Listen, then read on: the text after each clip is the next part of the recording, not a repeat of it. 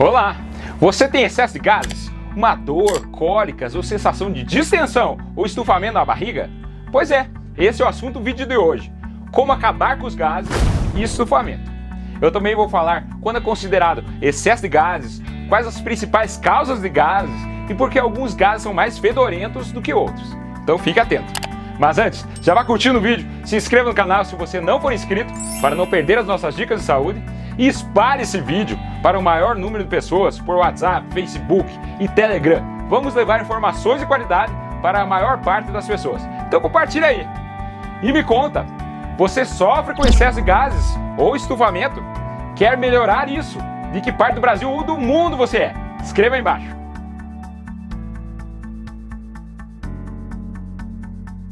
Vamos lá! Como se formam os gases? De duas maneiras. O processo normal de digestão e engolindo o ar.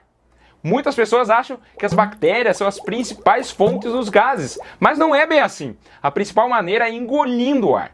Quando você é muito ansioso, ou comendo muito depressa, bebendo, falando ao comer, mascando chicletes, fumando através de refrigerantes ou outras bebidas gaseificadas, o ar pode continuar pelo tubo digestivo com os alimentos ou retornar e ser eliminado pela boca com o arroto. Mas claro que o processo de digestão vai formar gases, especialmente as bactérias do intestino grosso, que ajudam a digerir a comida. As bactérias anaeróbicas formam o gás metano e as bactérias aeróbicas o gás carbônico. E dependendo do que você comeu, pode ser formado sulfeto e o enxofre e outros gases. Por isso, os gases são resultados do que você come, de como você come e do que você engole. E nem todo mundo vai ter gases com os mesmos alimentos. Quantos gases o nosso organismo produz em média? Normalmente uma pessoa adulta elimina cerca de 14 a 20 gases por dia, sendo que até 25 vezes é considerado normal. É uma ocorrência comum, mas muitas vezes pode ser embaraçosa ou dolorosa. E você já se perguntou quais alimentos são mais propensos a causar gases? Feijões, que são extremamente nutritivos e têm fibras solúveis que podem baixar o colesterol, mas a produção excessiva de gases, às vezes com desconforto adicional e inchaço, é a razão de que muitas pessoas evitam comer feijões. Os feijões contêm carboidratos que nosso sistema digestivo não consegue decompor, porque não temos uma enzima chamada alfa-galactosidase. E isso vale também para lentilhas, ervilhas, crucíferos como brócolis, repolho, couve-flor. Como não conseguimos digerir corretamente, vai ter fermentação. De um lado é bom para a nossa saúde, mas do outro forma gases e muitas vezes mal cheirosos. E uma dica interessante no caso do feijão é que se você deixar o feijão imerso em água por um dia e depois escorrer a água, lavar com água fresca, pode diminuir os oligosacarídeos, reduzindo a produção de gases. E usar panela de pressão também reduz ainda mais. Outros alimentos também, além dos feijões que eu acabei de falar, legumes como brócolis, repolho, cebola, frutas que contêm sorbitol como ameixas, peras, maçãs e pêssegos, laticínios, especialmente se você for intolerante à lactose, grãos integrais, refrigerantes, alimentos processados, adoçantes artificiais, e veja que proteínas e gorduras tendem a causar menos gases do que os carboidratos. Algumas proteínas como o ovo podem fazer com que o gás tenha um odor mais forte de enxofre. Como você deve ter percebido, vários alimentos dessa lista, brócolis, cebola, grãos integrais, são importantes para uma dieta saudável. Você deve cortar tudo? Não. Escolha também alimentos que contenham carboidratos de fácil digestão, como batatas, arroz, alface, bananas, uvas, laranja, iogurte. E, algumas vezes, você deve fazer refeições menores ou pegar menos daqueles alimentos que formam muito gases em você. Porque alguns puns cheiram pior do que outros. A maior parte dos gases é inodoro. O gás mal cheiroso pode ser causado por vários fatores. Alguns vegetais ricos em enxofre, como brócolis, repolho. O enxofre é um composto natural que cheira a ovos estragados. Ou também você pode ter uma intolerância alimentar. Por exemplo, pessoas com intolerância à lactose não conseguem quebrar a lactose, que vai ser fermentada por bactérias do intestino. Ou aquelas pessoas que têm doença celíaca, que é uma doença autoimune, onde há resposta imune à proteína do glúten, levando inflamação intestinal, má absorção, flatulência, diarreia e perda de peso. Também o odor fétido pode ser causa de alguma bactéria ou de alguma virose que você pegou, ou antibiótico que você tomou.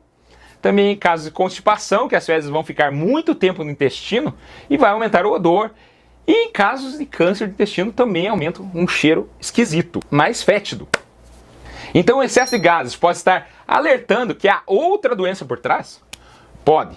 Se sua dieta não contém uma grande quantidade de carboidratos e você não engole ar em excesso, os seus gases podem ser causados por uma condição médica, como gastroenterite, intolerância à lactose, síndrome do intestino irritável, esteatose hepática, que é o fígado gorduroso, doença de Crohn, retocolite ulcerativa, diabetes, doença celíaca, pancreatite, dumping, refluxo gastroesofágico, úlceras e, como falei, até câncer. Vamos às 10 dicas para você melhorar os gases e o inchaço.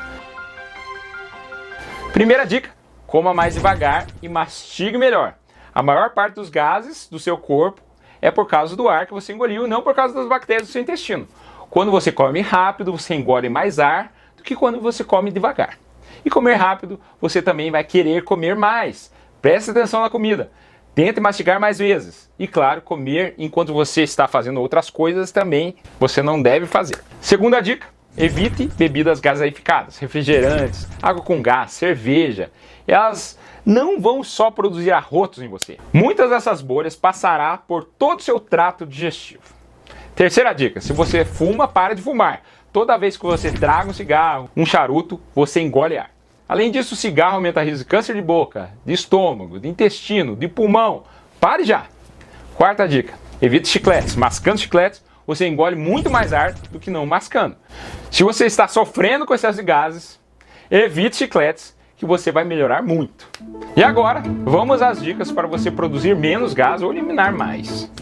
Quinta dica: reduz os alimentos que produzem gás. Daquela lista que eu falei, alguns ou os outros você pode ser culpados pelo seu excesso de gás.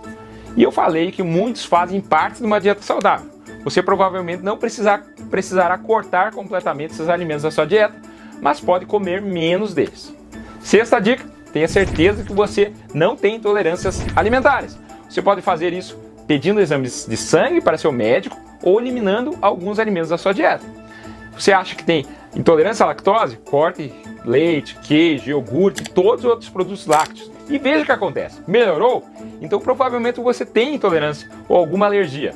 Não melhorou? Então não é isso. O mesmo você pode fazer com glúten. Corte pães, bolachas, bolos, macarrão, pastéis, pizza. E veja o que acontece. Se você melhorou, acho uma boa garantir que você não é celíaco, pois a doença celíaca aumenta o risco de infertilidade e também de câncer.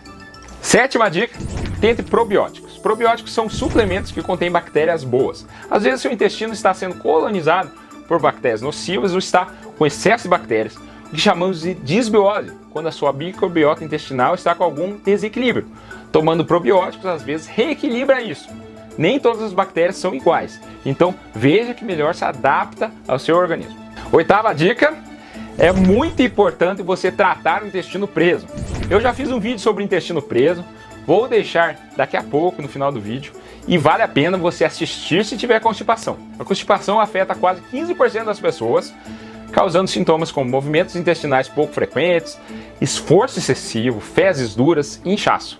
E para melhorar isso, tome muita água, faça exercícios físicos regularmente e aumente a ingestão de fibras devagar. Nona dica: coma porções menores e limite alimentos salgados. Fazer um prato muito grande pode contribuir para um inchaço de duas maneiras. Primeiro, grandes porções distendem o estômago e que levam ao acúmulo de gases, causando sensação de plenitude e inchaço. Em segundo lugar, se os alimentos contiverem carboidratos não digeríveis ou pouco digeríveis, quanto mais houver em seu cólon, que é no intestino grosso, mais gases seu corpo produzirá. E sal incha. Reduzir o tamanho das porções e limitar a ingestão de alimentos ricos em sal, como frituras, fast food, batatas fritas, podem ajudar a reduzir sintomas de inchaço. E décima dica: tome chá de hortelã e gengibre. Algumas evidências sugerem que beber chá de hortelã pode ajudar a melhorar os sintomas de flatulência. Na forma de suplemento, descobriu-se que reduz os sintomas de inchaço e distensão em pessoas com síndrome do intestino irritável. Há também algumas evidências de que pequenas quantidades de gengibre podem ajudar na digestão, que pode reduzir a flatulência.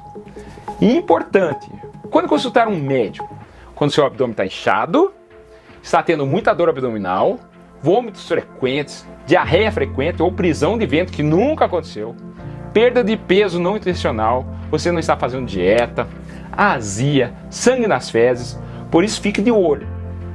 Gases e inchaços são condições comuns. Manter uma dieta saudável, peso sob controle, fazer exercícios e ter um intestino que funcione corretamente pode ajudar a reduzir os sintomas. Se o inchaço for causado por alimentos específicos em sua dieta, evite ou elimine certos alimentos, que pode ajudar. E se isso estiver incomodando muito, procure um médico ou mesmo uma nutricionista para tentar contornar isso. Gostou do vídeo? E qual vai ser o próximo vídeo que vai assistir? Vou dar 2 recomendações, como eu prometi, quais os melhores alimentos para soltar o intestino, que eu falo sobre constipação, e meu vídeo sobre como reverter a gordura no fígado. Meu nome é André Wander, cardiologista, e esse é o cardiodf.com.br. Lembre-se de se inscrever e até o próximo vídeo. Muito obrigado!